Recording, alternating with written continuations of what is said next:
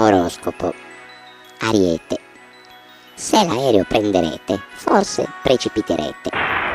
E se optate per la nave, sarà ancora molto più grave. Toro. Se sei in viaggio per lavoro in Thailandia o in Mozambico, la tua donna è in buone mani e col tuo migliore amico. Gemelli. Se chiudete gli sportelli, state attenti ai polpastrelli. Attenzione ai portelloni, non si incastrano i... Cancro. Basta la parola. Leone. Vinci al Superenalotto, corri a casa col malloppo.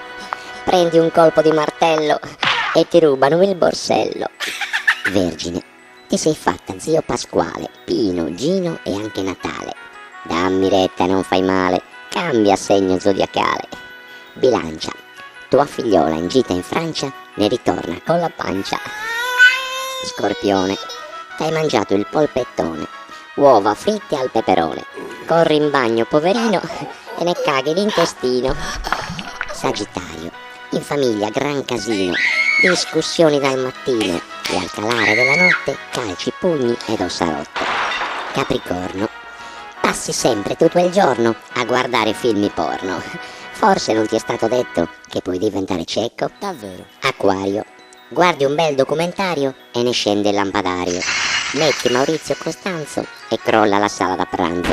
Spegni tutto in un momento, si incendia l'appartamento. Pesci. In inverno depressione quasi tutta la stagione. Come arriva primavera, l'epatite e poi il colera. Finalmente c'è l'estate, mal di testa e cateratte. E un autunno, un imprevisto, ti ritrovi a chi l'ha visto. Questo è tutto, arrivederci e auguri a tutti.